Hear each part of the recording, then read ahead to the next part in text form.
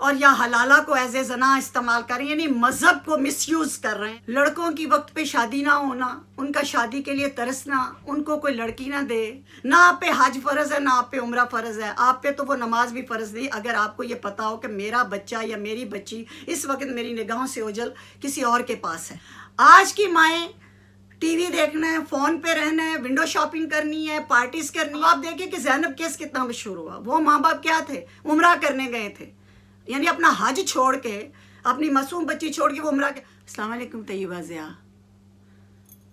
کل پرسوں ایک لڑکی بہاولپور کی، اس کے ساتھ زیادتی ہوئی کھیتوں میں، اور اس نے تھانوں میں اس کی سنوائی نہیں ہو سکی، اس سے دل برداشتہ ہو کے اس نے کوئی زہریلی چیز کھا کے خودکشی کر لی۔ اگر اس کی کوئی بات سن لیتا، اور سارا معاملہ ہی یہ ہے کہ پاکستانی معاشرے میں جن بچوں کے ساتھ یا جن خواتین کے ساتھ زیادتی ہوتی ہے، ان کے سب سے پہلے تو گھر والے ان کی نہیں سنتے، اور پھر کوئی انصاف نہیں ہے، تھانہ نہیں ہے، اور پھر تھانے جو ہیں وہ ہولناک ایسی جگہ ہے جہاں پہ آ بیل مجھے مار، کسی کی کوئی عزت محفوظ نہیں، پگڑیاں اچالی جاتی ہیں، عزتیں اچالی جاتی ہیں، اور ملی بھگت ہے اللہ ماشاءاللہ پولیس کی، تھانوں کی ان مجرموں کے ساتھ۔ اس سے دل برداشتہ ہو کے، اور یہ اتنی تکلیف دہ خبر ہے کہ میں بھی رہ نہیں سکی آپ لوگوں سے یہ دکھ شیئر کر دیں۔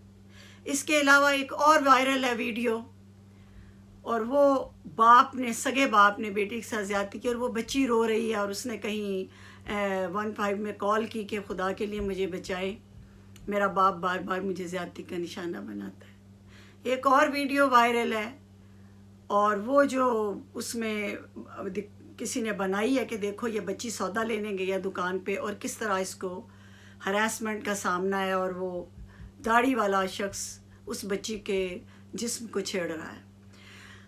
اب بات یہ ہے کہ یہ نہیں کہ یہ دنیا میں واقعات نہیں ہوتے، میں جہاں امریکہ میں بیٹھی ہوں یہاں بھی روز یہ واقعات ہوتے ہیں، مگر ہمارا قانون کہاں ہے، ہمارا انصاف کہاں ہے؟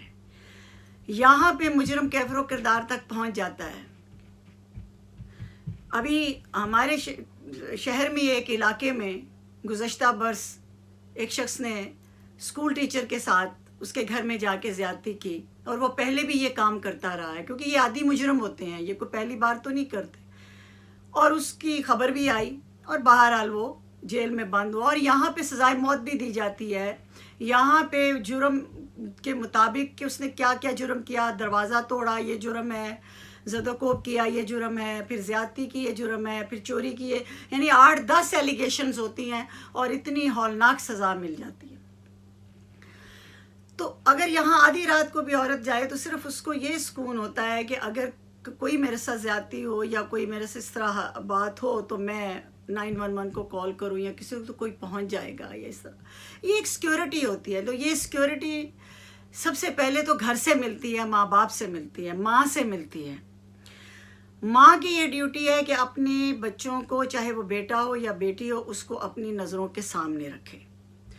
اب ہمارے ایک اور بہت زیادہ پروپیگنڈا ہے کہ جی فحاشی پھیل رہی ہے، اور اس میں ہمارے ڈراموں کا اور فلموں کا بڑا عمل دخل ہے۔ ایک نہیں ہے نا، ایک پوائنٹ نہیں ہے، ایک عنصر نہیں ہے۔ یہ جو بچوں کے ساتھ اور خواتین کے ساتھ ریپ ہوتا ہے، زیادتی ہوتی ہے، اس میں ایک ایلیمنٹ نہیں ہے، بہت سے ہیں۔ ماں باپ کی غفلت پہلے نمبر پہ آتی ہے، اور سب سے پہلے ماں کی غفلت آتی ہے کہ اس کی آنکھوں سے اوجھل ہوئے بچے، اور اس کے بعد غربت آتی ہے، بے روزگاری آتی ہے، گھٹن آتی ہے، بہت سی چیزیں ہیں جو مل کے یہ گھنونا فیل کرواتی ہیں۔ لڑکوں کی وقت پہ شادی نہ ہونا، ان کا شادی کے لیے ترسنا، ان کو کوئی لڑکی نہ دے، ان کو غریب سمجھ کے، بے روزگار کے سمجھ کے، تو وہ اللہ تعالیٰ نے جو ان کو جبلت و فطرت میں یہ ایلیمنٹ دیا ہے اس کا وہ ناجائز طریقے سے اظہار کرتے رہتے ہیں۔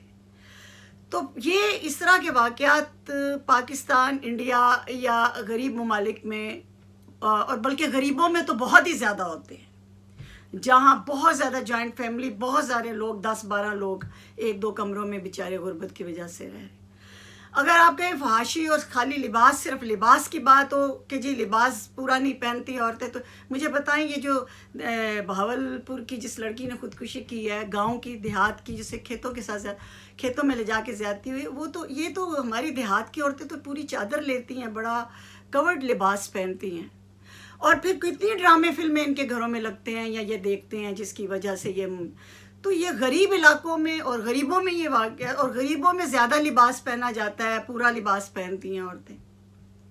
یہ یہاں پہ ہے، یہ کیڑا یہاں پہ ہے، اور اس کیڑے میں پیدا ہونے کے ارد گرد اس کا ماحول اس کو بہت دیتا ہے. اب پڑھے لکھے لوگ، امیر لوگ، ان کا ایک اپنا سٹائل ہے، وہ گھر کی ملازمہ بھی نہیں چھوڑتے اور وہ اس طرح کے. تو یہ آپ گھر کی عورتوں کو اپنی آنکھیں کھلی رکھنی ہیں. بیٹیوں کو یا بیٹے ہوں، بیٹیاں ہوں یا بیٹے ہوں، ان کی ایک تو یہ تربیت کرنی کہ اگر کوئی تمہارے ساتھ کوئی اس طرح کی حرکت کرے تو ہمیں بتانا. اور دوسری بات ہے کہ آپ اس پہ یقین کریں.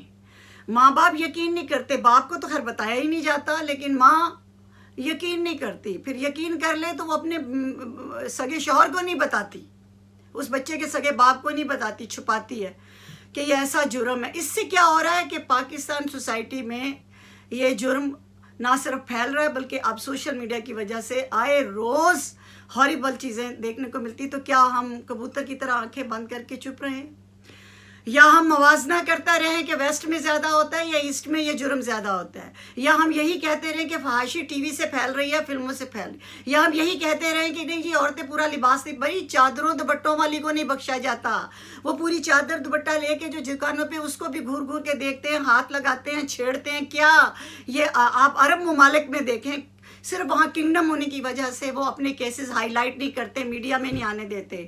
اس قدر زیادہ یہ ریپ کیسز عرب ممالک میں ہوتے ہیں جہاں پورا برقع پہن کے جاتی ہیں. تو بس عورت ہونا کافی ہے، بچہ ہونا کافی ہے مرد کے لیے. اور وہ مرد جو فرسٹریشن کا، گھٹن کا مارا ہوا، غربت، بے روزگاری کا مارا ہوا ذہنی مریض، اس کے لیے بس یہی کافی ہے کہ وہ پھر جا کے جرم کرے.